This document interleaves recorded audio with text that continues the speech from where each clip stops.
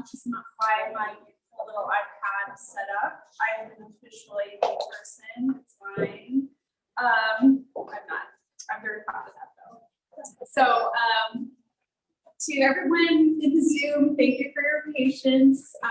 Does everything look good, Becky? Yeah. Okay, great. And we'll always adjust when everything is needed. I have my mask off to talk. The leaders, y'all are welcome to take your mask off to talk. We do ask that you keep your masks on. Otherwise, we really appreciate that. But my name's Kelsey. It's really good to see everybody. Welcome to Malvern Books. We're really excited to have you here. It's kind of emotional. We haven't had an event in store in person for over a year now. So it's always special to have people come back to the community. And we're so glad that it's in honor and celebration of Thomas's new book. So that's why we're all here. We're really excited about that. We have the event books for sale for 10% off, so please do pick up a couple copies. Feel free to browse the store and support us. We really appreciate it. This is a really special sacred space, and we're glad to have you here.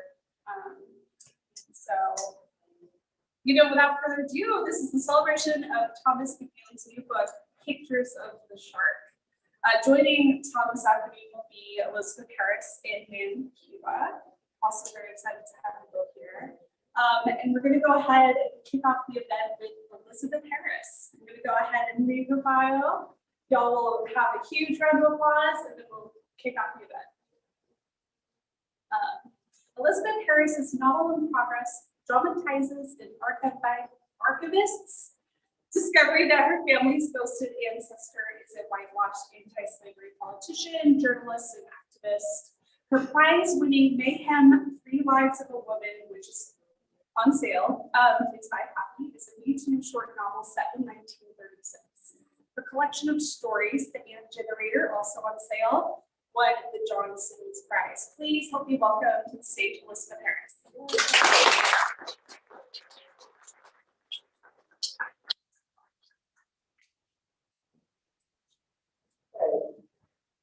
That I don't get anymore now that I don't teach. Faces for the first time and face this bunch of people many of them never seen before. And, so maybe I can use that.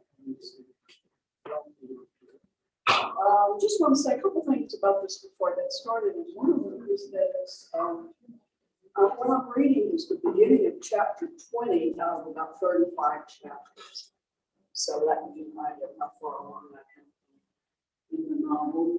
In addition to dialogue and a narrator in this piece, there are several different voices.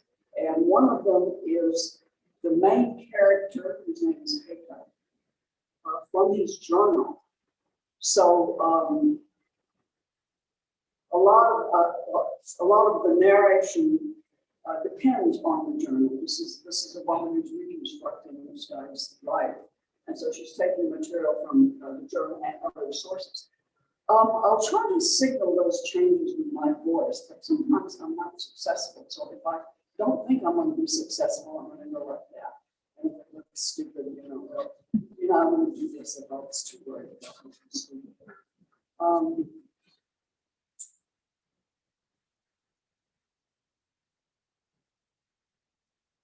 Taking one of his pistols, he goes out and crosses the pasture swiftly, and with that, here in the summer of 1860, 6 months before Texas will secede, and 2 before Lincoln will be elected, Haycock's Civil War begins. In the old cabin, which has served lately as a woodshed, small animals nest in the rafters, their roots of trash and droppings littering floor, table, chair, bedstead, corn-shuck mattress. Now and then, he has swept the place out for human habitation. He slips out the back door into the woods along Haycock's Creek. At the steamboat house, he has just received a rough roughly written message of unexpected literacy. A brother seeks succor in desperate need. Where does he line up? Asked Haycutt, who did not write the story about himself, only about an unnamed stranger heard of. The messenger would have asked at the back door to speak only to him, likely a man enslaved at the tannery, because it would have been the first building encountered by a fugitive following the wooden creek up from the bottoms. On the creek, master, below the tannery. What kind of man? Gentleman, master, took poorly. In the kitchen, Haycutt finds the jar with coins and tells Maria to say nothing to Mrs. Haycutt about the messenger. He wonders as he makes his way quietly down the creek if this is in any way connected to the statewide panic he thought of like tapering off. Earlier that summer, a series of fires in a fiercely hot July that burnt downtown Dallas and half the downtown square in Denton on the same day, and mercantile areas in Kaufman, Waxahachie, and other towns on other days, was used by secessionist editor of the Dallas Herald, Charles Pryor, to stir up a slave insurrection scare. Haycutt guessed fires were started by spontaneous combustion of some new mixture sold in stores. If you started burning things down on purpose one day, you would not confine yourself to general merchants in towns at a distance from each other. Historians now suspect the unstable compounds used in the phosphorus matches that had recently been shipped to merchants. But Charles Pryor had a penchant for scare stories, no doubt inspired by others of the secessionist press across the South since John Brown's folly previous year. Pryor picked up on their rumors and allegations of arson, well poisoning, and the murder of masters by their slaves, and worked these motifs with suspicion about the fires into the developing story of a northern abolitionist plot. He sent it to secessionist editors all over the state, who used it in their campaign against moderates who were unionists for the year's presidential election. Pryor alleged a regular invasion and a real war instigated by itinerant northern preachers. The preachers have been dragged into it by splitting the Methodist Church over slavery that has left all Northern Methodists prima facie held to be abolitionists. There appears to be no good evidence of any such plot of invasion. Haycutt had written in late July. But Pryor turned up a murderous statewide mass delusion called nationally the Texas Troubles. Large numbers of enslaved people were beaten until a few confessed to plots incorporating the acts suggested to them. Dozens were hanged, burned, or whipped to death, along with northern ministers, suspicious white strangers, and local whites known to oppose slavery. As nobody at the time could know, scholars now estimate over 100 people were killed, about 70 of them enslaved people.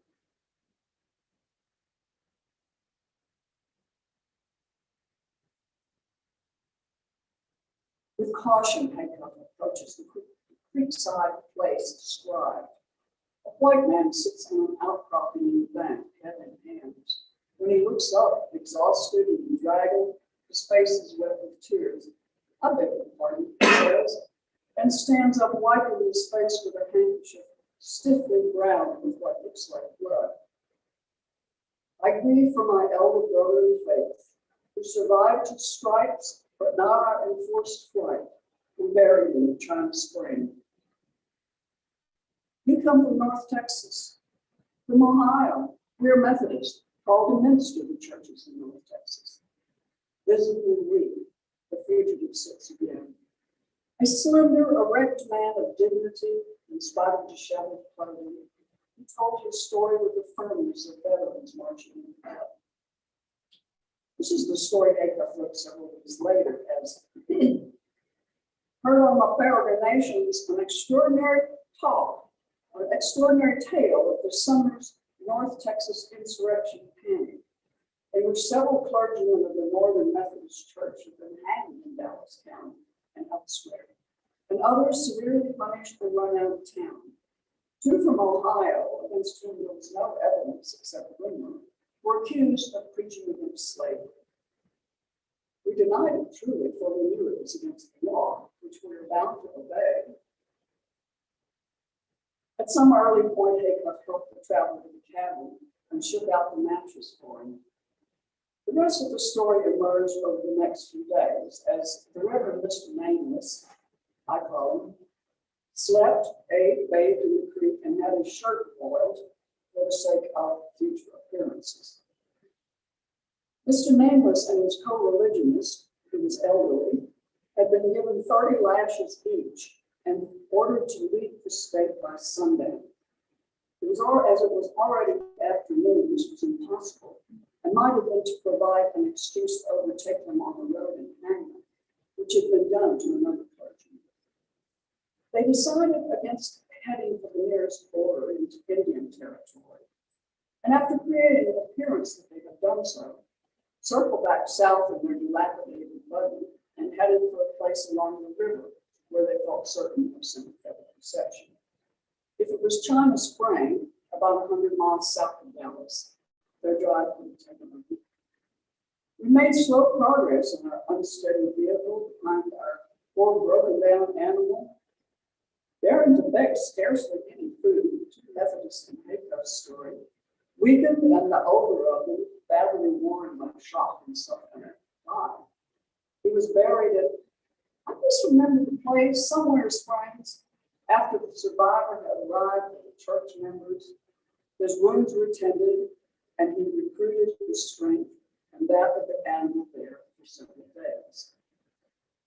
Paul Haycock wrote directly about the clergyman. His first fugitive was admitted a traveler to rest in the cabin.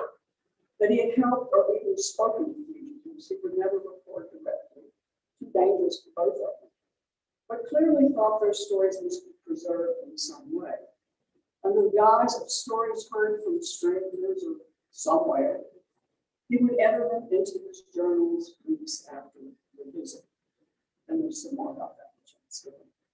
2 days after that encounter, Haycock noted mysteriously to me at first that he was visited by agent regarding investment downriver that I might introduce to certain people. He had no money to invest, and people who did would not have listened to him by that time. As I read on, it seemed to be about how he would pass the traveler, referred to as the agent, on to friends, given that his speech betrayed his Northern origins. From the agent's speech, my visitor to W County, which would have been Washington or Waller County, is absolutely required. That was to say, Haycock had to escort him. He then made no journal entry for 4 days. In the story he told later of the surviving clergyman, presently continued on his way south, having been run a horse and given the names of successive friends who were going to seek assistance. He was said to have escaped the state alive, but as to how, I did not hear. Several weeks later, Haycock noted, my shipment from Galveston has been loaded. I presume this means that the Reverend Mr. Nameless had safely embarked, maybe for New Orleans, where he could get a steamboat to Ohio. How this was arranged and paid for, I do not know, possibly by joining the unionists in Galveston.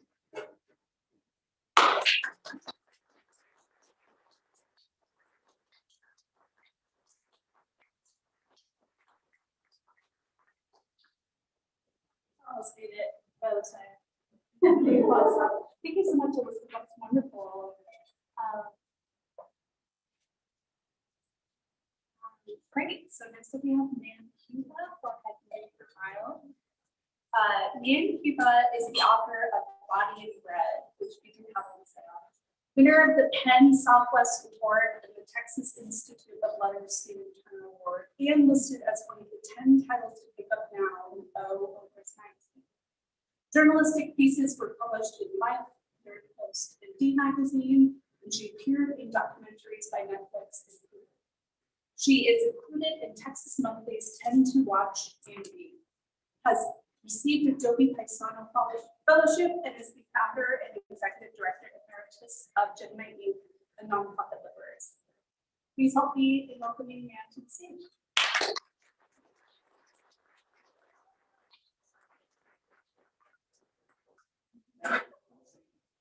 The audience.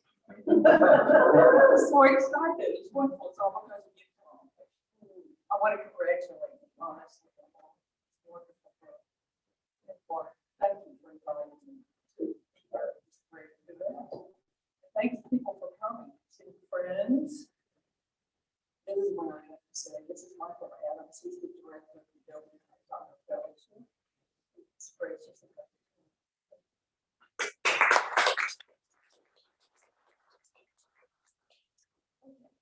Watching it. Thank you for Kelsey and the bookstore. I love this bookstore. It's so precious, and it's providing such a wonderful service to writers and readers. Thank you.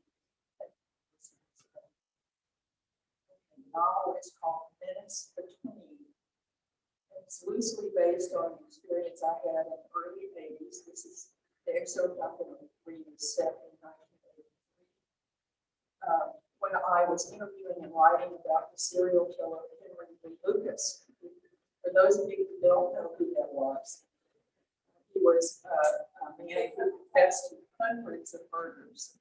And then he recanted all of his confessions. So he threw the criminal justice system in chaos. But he is actually the centrifugal force around 4 people who surround him. And their life stories are the bulk of it. I'm going to read tonight an excerpt about the sheriff. The sheriff is Matt Hamer.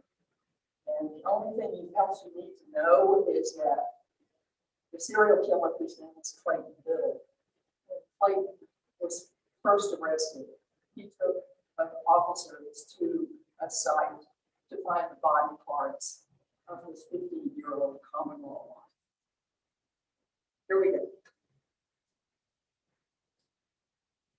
Pratt went home early, wanting to hear the announcer on his favorite radio show yell, "Go gargle with razor blades" to a Democrat. He liked living alone, his tools and motorcycle gear everywhere, alongside dog food, guns, a workbench, and fishing tackle. He tied flies or played solitaire dominoes while sitting in his recliner, sometimes sleeping there with Max, his platform. When he urged him, he cooked, trying recipes from his mother's southern living. He learned to braise, glaze, and clarify. He cooked better than eating. He grew tomatoes and made jelly, giving jars of God's fruit to his staff. He'd ride his motorcycle down the country roads past cotton fields, corn, or grain sorghum. A few deer and wild turkeys might show up in the bristlegrass and cedar thickets, with clouds of pollen floating by like swarms of yellow gnats. Ranch angoras grazed on Johnson grass alongside a Jake and Jimmy that had imprinted on the goats and would kick and snort and hee-haw when coyote or vulture came close. Sometimes a white-gray Pekingese would lie way back, ready to spook gray wolves or mountain lions, attacking nannies giving birth to kids. All of them watched them. Bring it on, Pratt would think, ready again. He was outside by the back door checking his red wigglers when the phone rang. He kept his worms in a screen-covered half barrel on secret cinder blocks. Their castings fertilized his tomato plants. He just buried banana peels in the center of the peat moss in compost bedding, soaked it with water, and grabbed wool wrigglers from the box he ordered.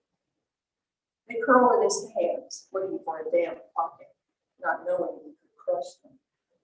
They nudged his palm, skin against skin, and circled over and across each other like zombies sniffing blood. They needed Pratt. Worms, he thought, like deadbeats on the street, hungry, all gut and spit, trash eaters. He plopped them onto the compost when the ringing started. He didn't answer at first. Sure, it was a wrong number. No one called his house. He liked not having anybody to watch over, to help, to outsmart, to get back in line. Brad didn't trust folks. They wanted something crossways and wore him out. His staff knew not to bother him. They weren't his friends. They were part of what he did. He had two worlds, two Brad hangers. Whoever it was kept ringing until he picked up the receiver just to say, "Leave me the hell alone." "Hi, Poppy," his daughter Rose said. Someone sang in the background, "Oh, girls, just want to have fun." "That you didn't expect to hear from me," Rose laughed. Brad fell into his recliner. Rose had taught him everything he knew about fires. "So what's up?" he said, knowing what was coming, but hoping it wouldn't. "You'll be so proud of me," Rose said. "I've got a job taking care of this old guy who has Alzheimer's. I give him his pills and cook and everything, and he lets me stay in the back room.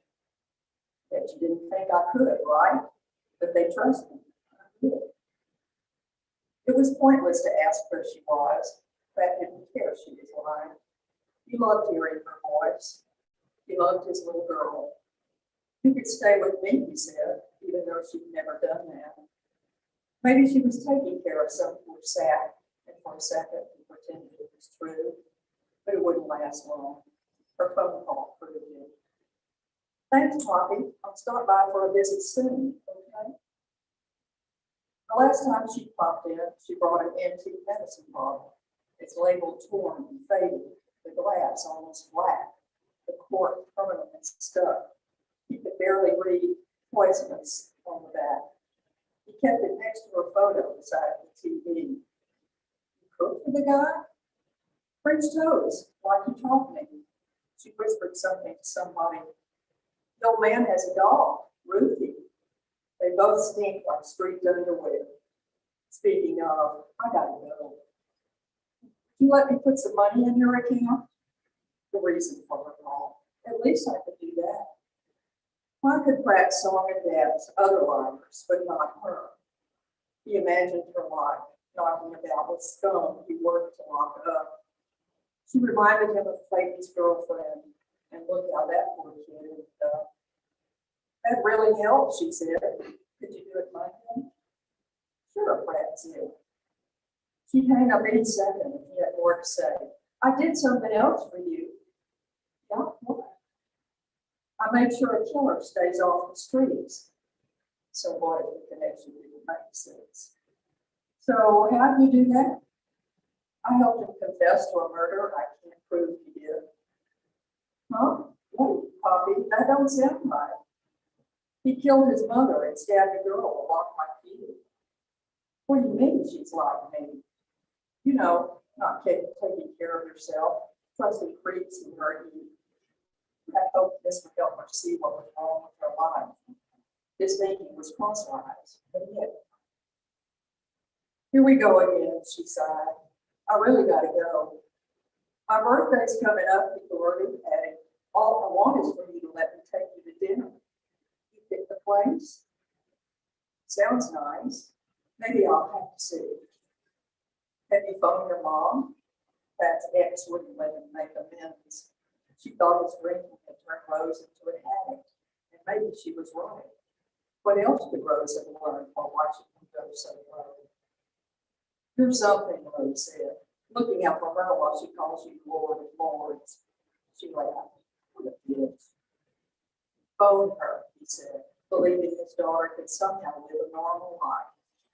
He was the expert on what to do with people in trouble, but he could only send her money and pretend he helped by putting Clayton away.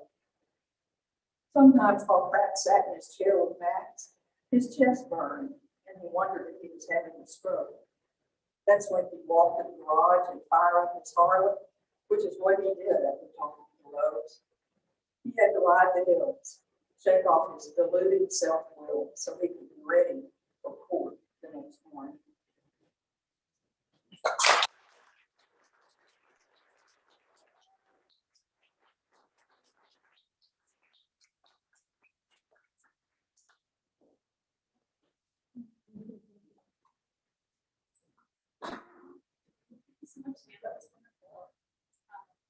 So excited now to introduce the reason for Stephen, Thomas McNeely.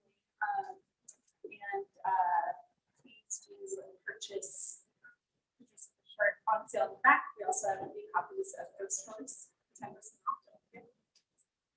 Thomas H. McNeely's first novel, Ghost Horse, won the Gabal Press Novel Award. His work has appeared in the Atlantic, Texas Monthly, Plowshares. I probably said that, Plowshares, right? Yeah. I knew it while I was saying it. And many other magazines and anthologies.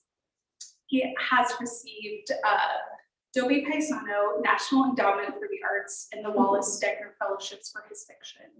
He currently teaches at Emerson College, Boston, and the Stanford Online Writing Studio. Please welcome Thomas.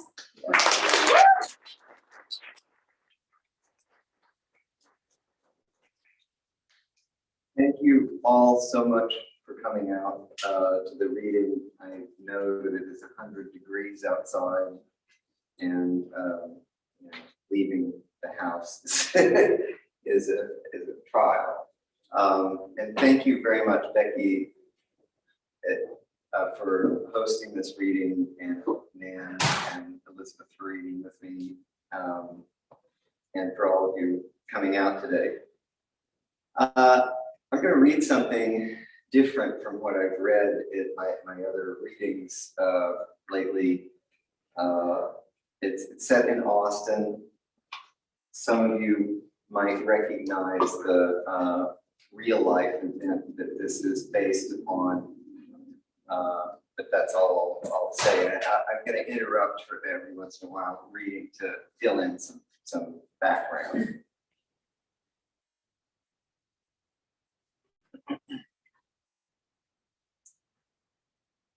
The Pizza Hut, the name of the story is Hester. The Pizza Hut was tucked behind a movie theater in the corner of a parking lot in a mall where half the stores were empty, on the other side of Robert Mueller Airport from the university, right next to I-35. When Sarah applied for the job, it had already been robbed twice. She knew this because she'd read about the robberies in the Daily Texan, and because Hester told her. Hester didn't tell Sarah how it felt to be robbed, or complain that the Pizza Hut Corporation refused to post police sketches of the robbers, a fact Sarah knew from the article in the Texan. Hester told her how to be safe. Don't argue with them, don't look them in the eye, just give them the money. Sarah couldn't tell if Hester was mocking her or trying to warn her. Hester's blonde hair, pinned above her ears, cascaded down her neck in poodly rings. Her dull blue eyes, the eyes of Bible thumpers and cheerleaders, blended judgment and condemnation. You're a college girl, Hester said. What are you doing out here anyway? I bet you could find something closer to UT. Sarah decided Hester was definitely making fun of her. I need a job, she said. I can't find anything else. This was a lie. There were plenty of places near campus looking for summer help. But Turner, her boyfriend, didn't want to live near campus. They had moved out of their dorm that year, their first year of college, into an apartment on the last bus stop from the university, in a scrap of neighborhood between the airport and a creek.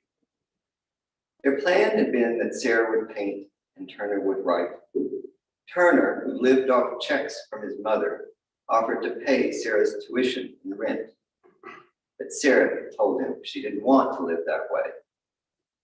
Hester grinned crookedly, wrinkling her nose as if she could smell Sarah's lie. She told Sarah she could have the job if she wanted it. So Sarah starts working at the Pizza Hut and soon discovers that you don't make any money and tips unless you work the dinner shift. And she's trying to influence Hester to give her the dinner shift, which Hester's resistant to. What's your 5-year plan? This is part of a longer dialogue, which I'm not read the whole thing. What's your 5-year plan? Hester said in a tone that suggested she'd seen Sarah's thought clearly. Everybody needs a plan. Had any friend of hers asked this question, Sarah would have considered it a joke.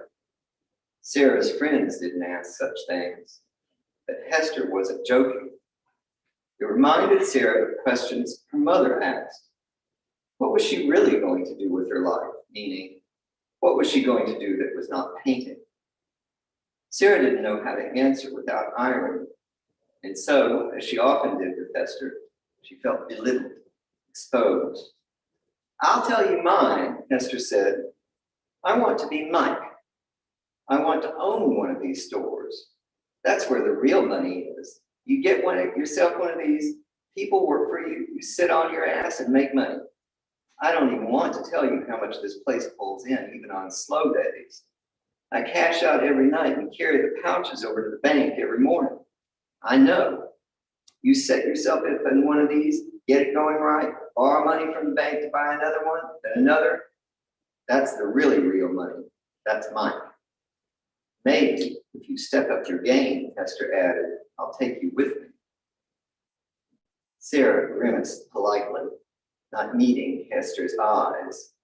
She knew what Turner would say, that Hester was brutal and vulgar, that she sought to exploit others as she herself had been exploited. They had marked the clock tower at UT with red handprints to protest the university's investment in South Africa.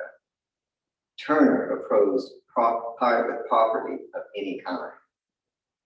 When they moved to the apartment, he said they were moving into the world of gritty realism.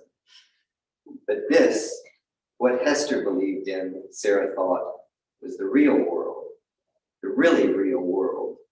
It was what Sarah's mother had to do after Sarah's father had left. Start a cake decorating business because she'd had nothing, not a house, not a job, certainly not a college degree. What about you? Hester prodded. What about her? Sarah thought. Her plan had been to get a scholarship at Cooper Union, but she'd choked, hadn't even applied. In high school, she'd won a statewide painting scholarship and a tri-state for her self-portraits. But now she was frozen, terrified. At UT, she'd taken gut requirements in one life drawing class, in which she had finished exactly one drawing, a reclining woman, her face caught in a rictus of pain. Sarah hated it. It looked like a female Pietà or the cover of a Joy Division album. Melodramatic, pretentious, self-pity. She couldn't explain any of this to Hester.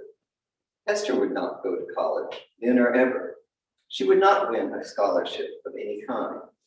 But neither, Sarah thought, could she explain herself right now to the art kids from her high school arts magnet, or the scrubbed and polished sorority girls in her life drawing class. She couldn't even explain where she was to Turner, or worse, she had tried and he hadn't understood, and worse, when he was drunk enough, he used what Sarah told him to mock her. I don't know, she said. What about your boyfriend? What about him? Sarah said, unnerved for a moment that Hester had somehow read her mind. What's his plan? Hester asked. What was Turner's plan? Most days, when he wasn't sitting on the back porch drinking gin, reading The Drama of the Gifted Child, he sat at his desk and wrote. Sarah didn't know what to think of this, whether to regard it, as her mother would, as obscenely self-indulgent, or with something like envy, like she had when she first met Turner, when she'd wished that she could be him. She told Hester that Turner was a writer. Hester asked if he had a job. Sarah said that he wrote. Hester wrinkled her nose. She asked if Turner gave Sarah flowers, cooked her dinner, bought her nice things. Sometimes he cooked dinner, Sarah said. What are you with him for if he don't treat you right, Hester said. You're too smart and too pretty just to settle. She thought that Hester must be joking, trying to bond with her girl to girl while complaining about men. She felt herself freeze up as if Hester had touched her someplace she shouldn't have. How could Hester fathom her relationship with Turner? How deeply entwined they were, how deeply in love. Anything she said in defense of Turner, Hester wouldn't understand. And anything she said in agreement with Hester would be a betrayal of Turner and herself. At least tell me it's good sex, Hester said, actually prodding her elbow. At least tell me he eats you out and don't just stick it in. Sarah felt herself blush to the roots of her hair. All of her sex with Turner, like all of her sex before him with its skate punks and club boys at the theater gallery, and even boys she'd loved or thought she'd loved, had occurred when she was drunk. When they first moved in, Turner and she had tried to do it sober, but it hadn't worked. The memory of them sitting on their mattress, avoiding each other's eyes like strangers on a bus, still made her cringe. It's great, she said in rage. We fuck like rabbits. How about you? Have you got a boyfriend? I got an ex, Hester said, eyeing her. We don't talk about him. Did he treat you right? Sarah said, not caring at that moment if she got fired. Nothing was worth it, she thought, this humiliation. We don't talk about him, Hester said, flicking her cigarette into the parking lot, swinging open the brown metal service door, all in one swift motion. Shouted Spanish and then a blast of yeasty heat rolled out. Hester looked back over her shoulder, narrowing her blue-tinted eyes. Sarah braced herself to be fired. That don't matter, Hester said. Men don't matter. I'm putting you on the dinner shift. I want you back here by 5. So she comes back to the dinner shift, and things don't go too well when Turner shows up in his usual state of inebriation, but we're going to skip over that part of the story into a short conversation between Sarah and Turner after that event, which takes place in another local landmark. In the Carousel Lounge, men in polyester suits and clean blue jeans and women in flowered dresses milled, shuffling around a broken parquet dance floor. At the wobbly table where Sarah sat, an ashtray overflowed onto an oilcloth, the color of dried blood. She lit a cigarette, glad to be off her feet. Soon, Turner would come back with drinks paid for out of her tip money. When they first moved to the apartment, they had come to watch the couples dance, and she had felt a sadness, sweet and seemingly profound, a nostalgia for what she hadn't yet lived. The men led the women gently, decorously, she thought. The women looked up at them, trusting them. Now she saw in the women's uplifted gazes only desperation and fatigue. She felt ashamed being there, watching them. Her mother would have fit right in. Her mother had grown up on a farm in western Minnesota, a place so remote and obscure she hadn't seen a telephone inside a house until she was 19, Sarah's age. She had met Sarah's father at a barn dance. Her father, whose day job had been electrical engineering, was an artist, or at least he called himself one. At night in their basement in Dallas, he drew boxes. For years, he showed them only to Sarah, impossible boxes, spheroids and tetrahedrons, structures that folded in on themselves in impossible directions, until he himself had disappeared. She hadn't seen him since she'd started high school. She didn't know if he was alive. Of course, she had told Turner all of this when he had still been Turner, when they had talked about such things. Turner put their drinks on the table, then sat, wobbling the table, averting his eyes from her. She wondered if he felt anything that she did, sadness or shame himself. The first warm glow of booze hit a burst of light at the back of her skull. She pictured Hester in the Pizza Hut, running down the checklist before she left, locking the cash and receipts in the safe, cleaning the bathrooms, turning off the lights. There was still time, she told herself, to go back. Turner, she said, you shouldn't have said all that. He twisted away from her in his chair, sloshing the drinks, crossing one khaki leg over the other. Turner, she said, are you listening to me? I am listening, he said. You shouldn't have said all that. You shouldn't have done that. You shouldn't have hit me and grabbed her. He nodded, not facing her. Was it true, what Hester said? Was what true? Sarah said, knowing what he meant. That you want to leave, he said. I don't know, Turner. If it's like this, I can't stay. It wouldn't be like this if you were painting, he said, watching the dancers. I've told you, I'll give you the money. I can't do that. I have to do it on my own. You aren't really doing anything, though, are you? Except wallowing in your own shit, are you? He glanced at her, grinning, ghastly with spite and self-hate. You won't leave. We're meant to be together. You can't. He turned back to the dancers, disappearing as quickly as he'd come. You want another drink, he said. She knew she should get up, go back to the Pizza Hut, try to catch Hester before she left.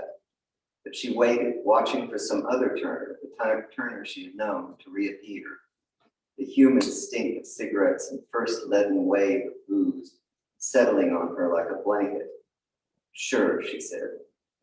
Then she was drunk, drunker than she had thought. Then they were in the dark apartment, kissing each other hungrily, fumbling off clothes, as if one or the other of them might vanish.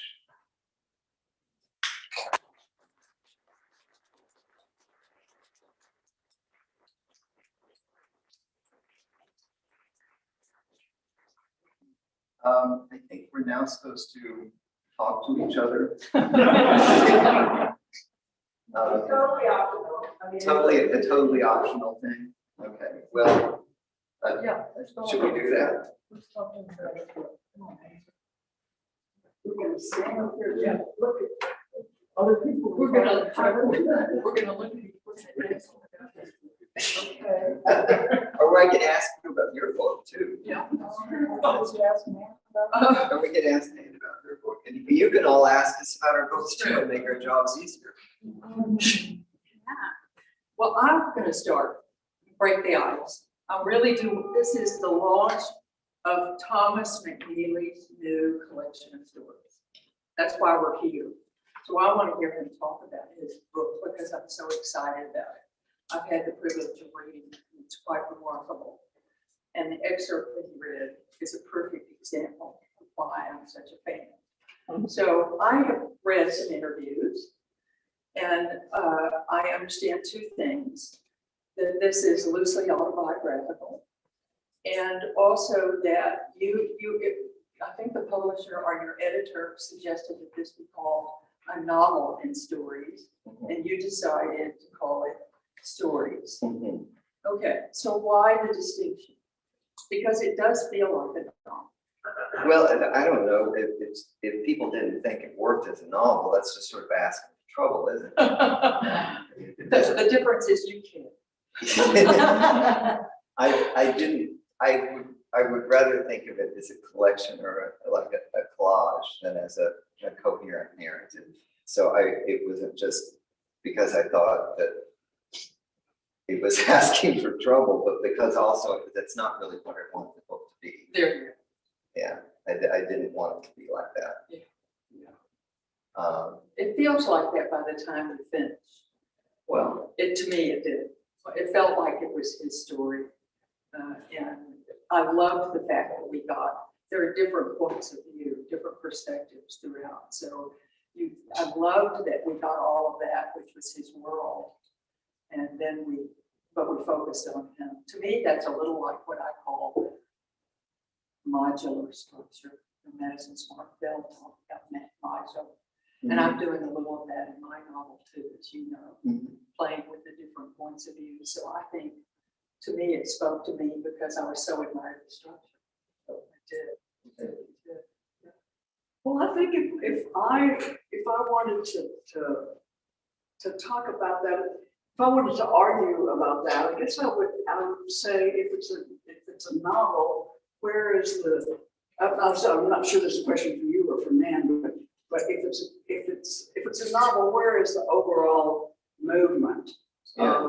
And there is certainly a kind of movement in bits, but there doesn't seem to be any single one or even any single few. And for that reason, I was, because I thought a lot about this question too. I mean, I used to have a lot of students who wanted, especially graduates, come into a writing program, want to write a novel and stories. And I was pretty sure the reason they wanted to do that was because they felt like they knew how to write stories, but they didn't know how to write a novel.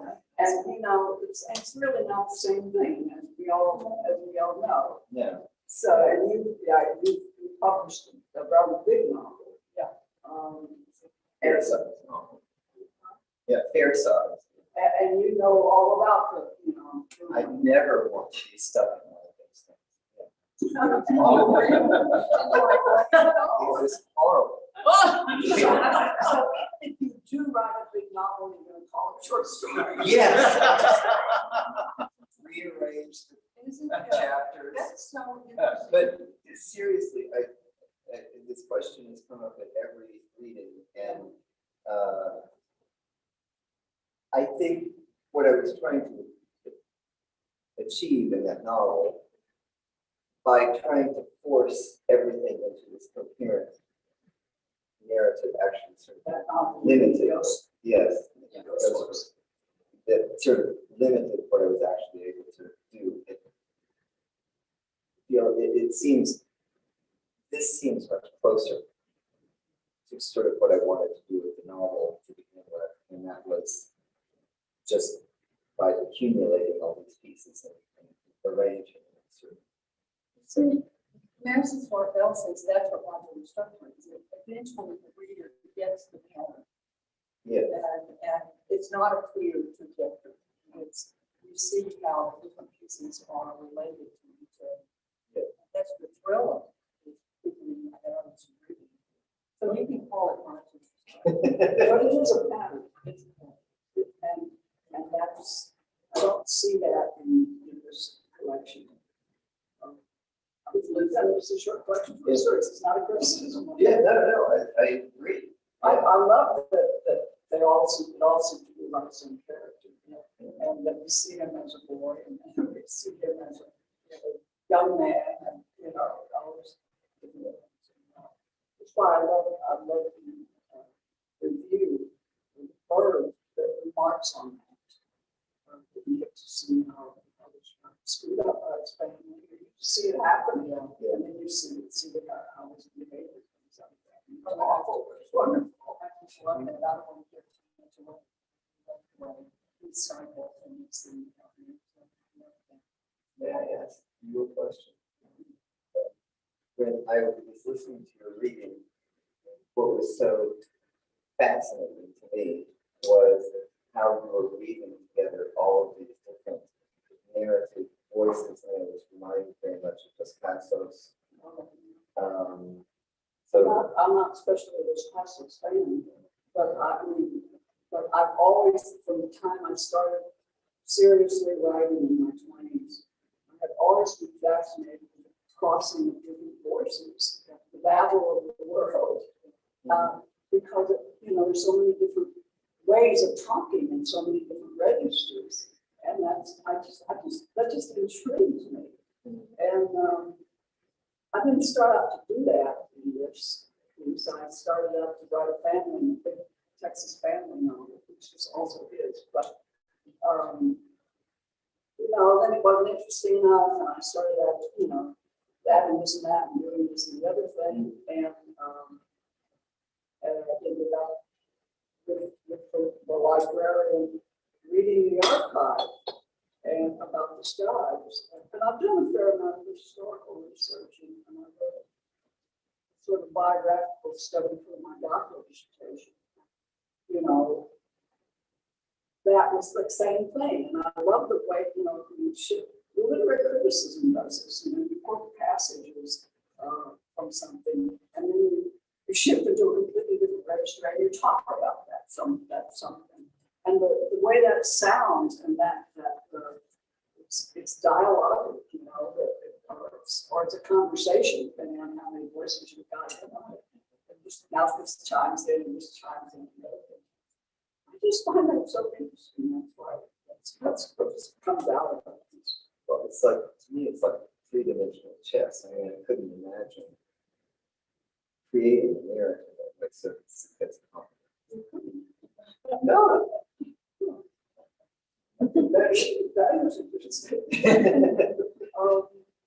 But you know, actually, it's been uses. I mean, you know, don't do that the first time because there is no 65 years of journals. You know, I mean, I made that up as I went along. I made everything up as I went along. So the first time you write it, you know, you do it this way and the other way, and you go back and you think, well, I haven't referred to the journals at all in this chapter about it on it. First, I want to say, I think I remember you telling me one time how long this manuscript was. Why did you share that with me? Oh, so don't. I love it. The fact writers will love it. Well, it was 1,070 pages when I started this draft, and I'm now eliminated 62 pages. So I think I'm going to get down to 1,000 pages. And then, you know, people will cringe, and my beta readers, you know, are going to say, I'm not reading this. And, you know, Yeah. I can be a reader. Something alluded to here. Can I just say that whenever we go to a movie or read books together, Elizabeth's invariable comment is, it's cutting. It needs cutting. So I have this great sense of irony. Writing this Tolstoyan.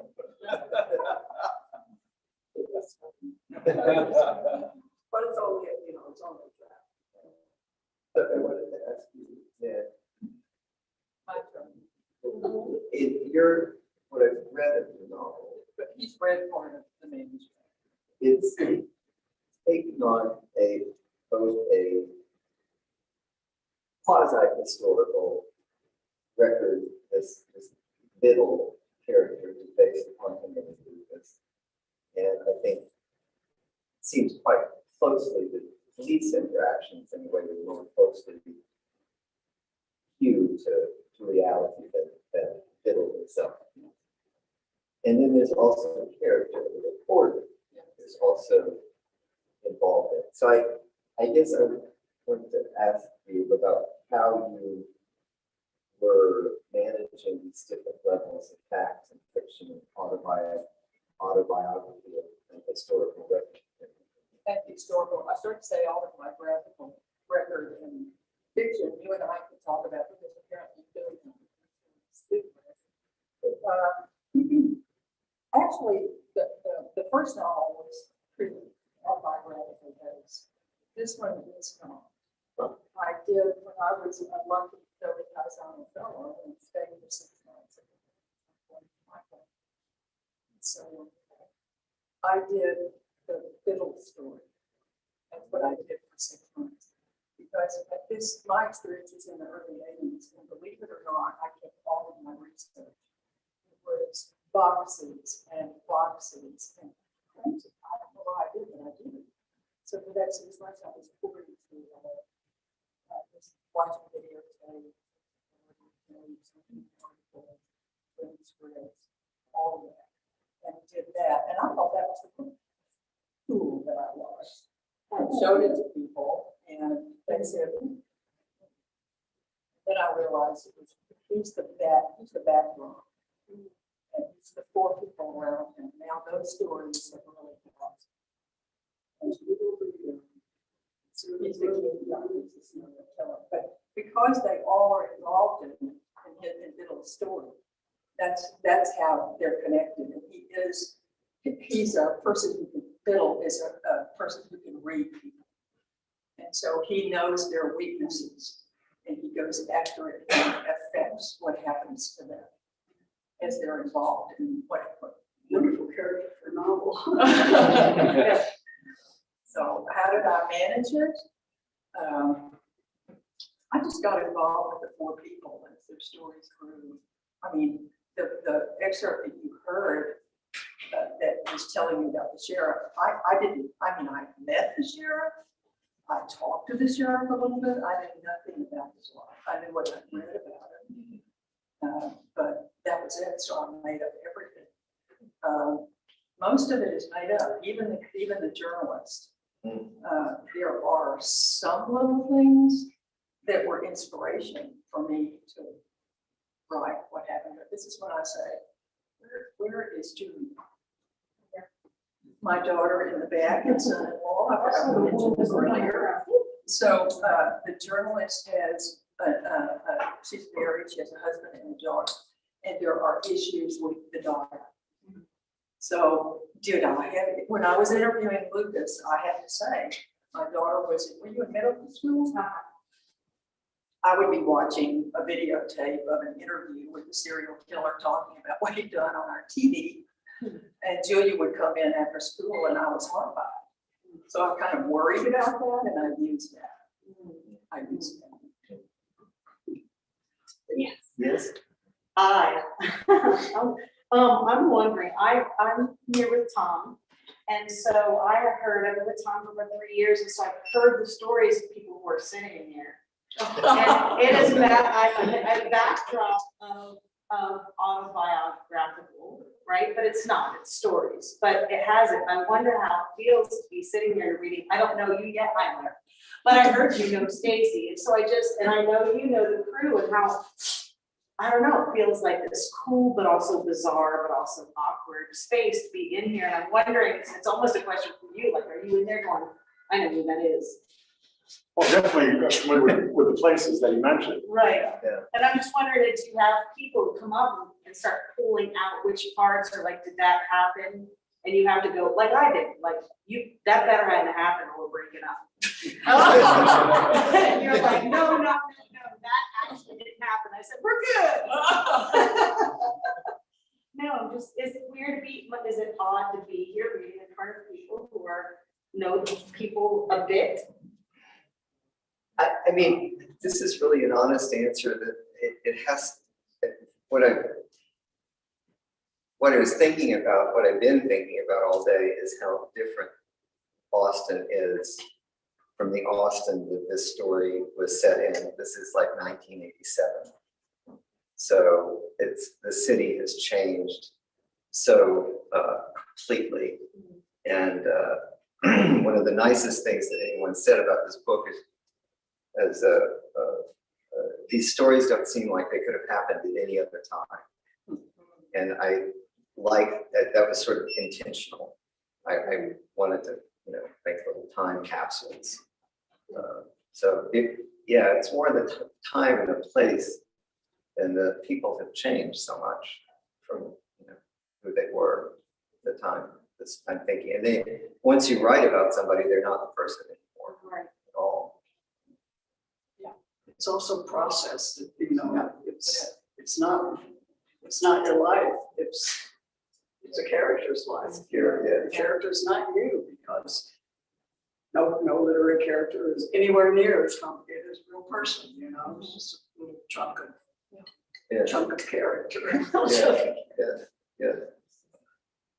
But And yes. I just want to say that I think then the structure is perfect. No, really, This is given what Malvern. we do, It's a wonderful No, writer. and she's read, I don't even know how many drafts of this book. Many, and has helped me so much. Thank you. That really makes me feel good. Thank you. She knows this. I showed it to an editor, an earlier version, and explained to her what modular structure was. And she said, what you're trying to do is impossible. Back to the drawing board. You had a question you wanted to ask? I'm sorry. Yes. Question, Allison. Yes, Allison, did you? Well, I was actually, given what we're all know and love and miss and never had, but long for Austin, then the structure of the story cycle, whatever you choose to call it, is exactly right. I mean, if Austin is a character, it is not, there is no through line. Yeah, except I don't know. I don't know what the through line of Rainy Street is. It seems sort of apocalyptic.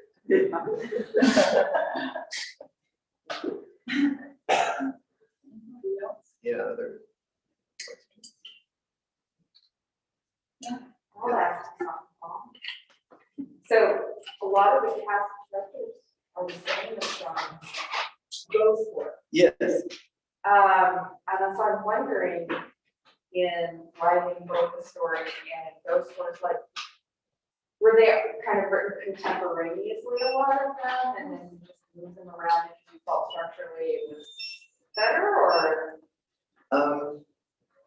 The stories were written, it's the early stories in the collection were written as kind of sketches for the novel that were trying to figure out how to narrate from particular ages, really. I mean, there were stories I wanted to tell, but I think that's what I was trying to figure out how to do as a writer. How do you tell a story from a 6-year-old child's point of view?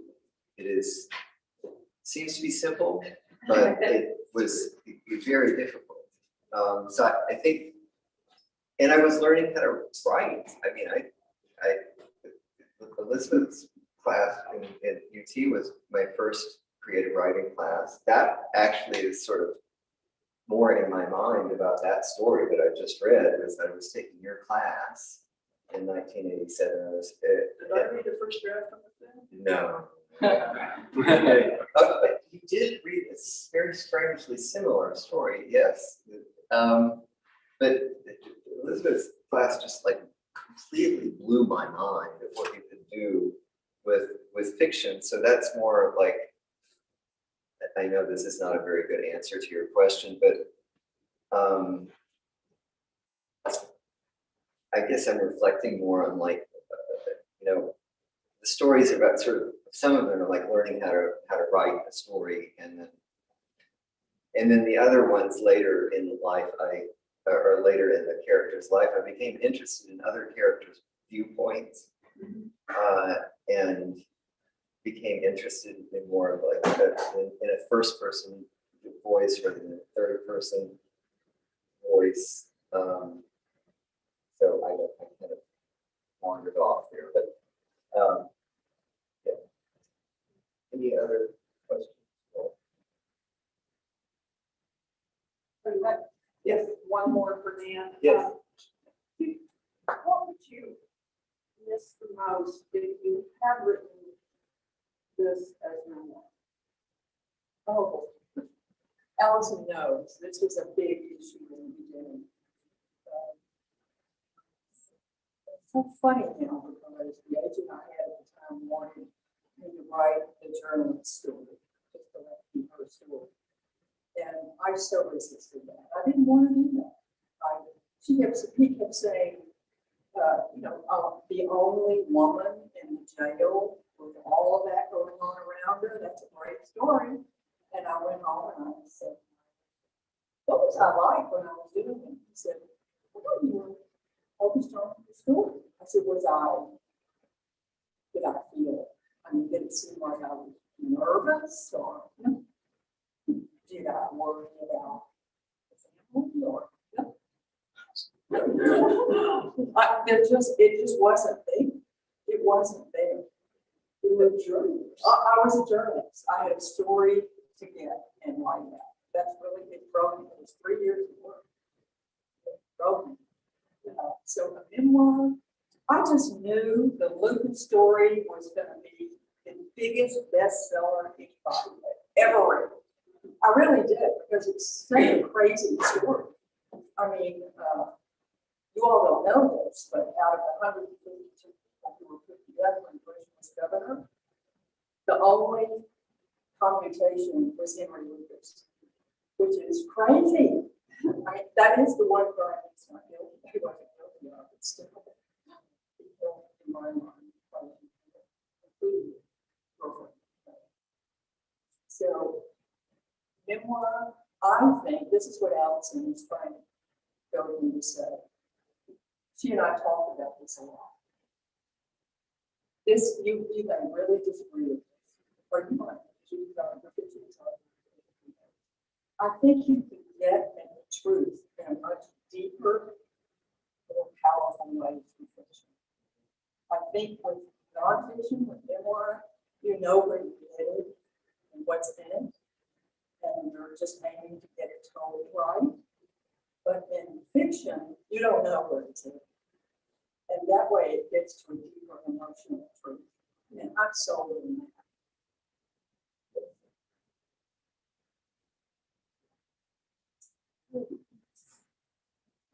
You know, something, journalists is from the center of answer. Oh. But I did include a lot of history in my journals. For instance, Pratt, his last name is Hamer. His father in my story was a Texas Ranger. And in real life, Frank Hamer was a very famous Texas Ranger. That's just one example. He's one of the ones who shot Bonnie and Clyde.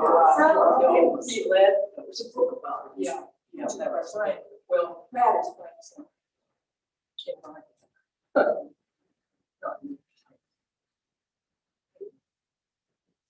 Thank you. Thank you. Thanks.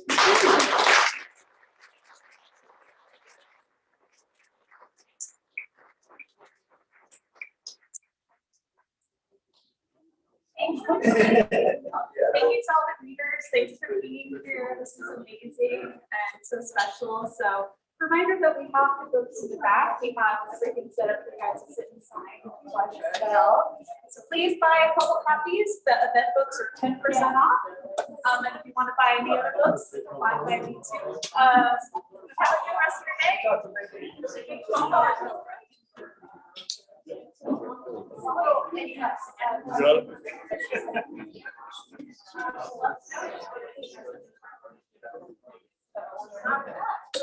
Yeah, I'll swoop you in a second.